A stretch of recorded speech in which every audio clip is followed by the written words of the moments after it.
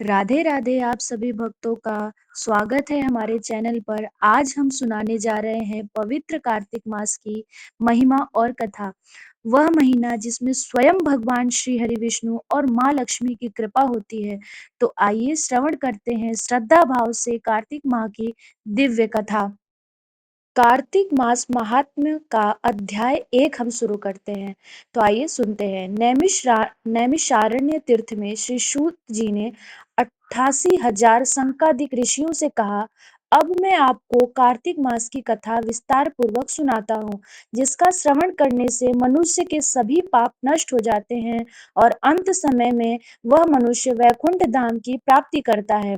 श्री सूत जी ने कहा, श्री कृष्ण जी से अनुमति लेकर देवर्षि नारद के चले जाने के पश्चात सत्यभामा प्रसन्न होकर भगवान श्री कृष्ण से बोली, हे प्रभु, मैं धन्य हुई, मेरा जन्म सफल हुआ।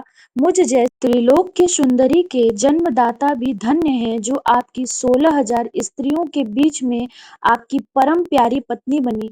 मैंने आपके साथ नारद जी को वह कल्प वृक्ष आदि पुरुष विधि पूर्वक दान में दिया, परंतु वही कल्प वृक्ष मेरे घर लाया गया, यह बात मृत्यु लोक में किसी स्त्री को ज्ञात नहीं है। हे त्रिलोकनाथ, मैं आपसे कुछ पूछने की इच्छुक हूँ।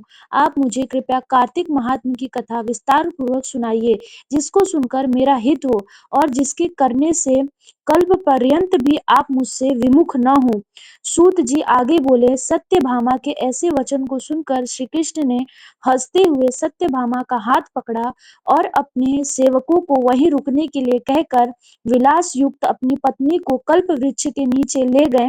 फिर हंसकर बोले, हे प्रिय, 16,000 रानियों में से तुम मुझे प्राणों के समान प्यारी हो। तुम्हारे लिए मैंने इंद्र एवं देवताओं से विरोध किया था। हे कांते, जो बात तुमने मुझसे पूछी है उसे सुनो। एक दिन मैंने तुम्हारी इच्छा पूर्ति के लिए गरुड़ पर सवार होकर इंद्रलोक जाकर कल्प वृक्ष मांगा। इंद्र द्वारा मना किए जाने पर इंद्र एवं गरुड़ से घोर संग्राम हुआ और गौलोक में भी गरुड़ जी गौओं से युद्ध किया। गरुड़ की चोंच की चोट से उनके कान एवं पूंछ कटकर गिरने लगे, जिससे 3 वस्तुएं उत्पन्न हुई। कान से तांब, पूंछ से गोभी और रक्त से मेहंदी बनी। इन तीनों का प्रयोग करने वालों को मोक्ष नहीं मिलता। तब गौओं ने भी क्रोधित होकर गरुड़ पर वार किया, जिससे उनके 3 पंख टूटकर नीचे गिरे। इनके पहले पंख से नीलकंठ, दूसरे से मोर और तीसरे से चकवा चकवी उत्पन्न हुए। हे प्रिय, इन तीनों का दर्शन करने मात्र से ही शुभ फल प्राप्त होता है। यह सुनकर सत्यभामा ने कहा, हे प्रभु, कृपया मुझे मेरे पूर्व जन्म के विषय में बताइए कि मैंने पूर्व जन्म में कौन कौन से दान, व्रत व जप नहीं किए। मेरा स्वभाव कैसा था, मेरा जन्मदाता कौन थे और मुझे मृत्यु लोक में जन्म क्यों लेना पड़ा। मैंने ऐसा कौन सा पुण्य कर्म किया था जिससे मैं आपकी अर्धांगिनी हुई। श्री कृष्ण ने कहा, हे प्रिय, अब मैं तुम्हारे द्वारा पूर्व जन्म में किए पुण्य कर्मों को विस्तार पूर्वक कहता हूँ, सुनो। पूर्व समय में सतगुण के अंत में मायापुरी में अत्रि गोत्र में वैद वेदांत का ज्ञाता देव शर्मा नामक एक ब्राह्मण निवास करता था। वह प्रतिदिन अतिथियों की सेवा, हवन और सूर्य भगवान की पूजन किया करता था। वह सूर्य के समान तेजस्वी था। वृद्धावस्था में उसे गुणवती नामक कन्या की प्राप्ति हुई। उस पुत्रहीन ब्राह्मण ने अपनी कन्या का विवाह अपने ही चंद्र नामक शिष्य के साथ कर दिया। वह चंद्र को अपने पुत्र के समान मानता था और चंद्र भी उसे अपने पिता के भांति सम्मान देता था। एक दिन वे दोनों कुश व समिधा लेने के लिए जंगल में गए। जब वे हिमालय की तलहटी में भ्रमण कर रहे थे, तब उन्हें एक राक्षस आता हुआ दिखाई दिया।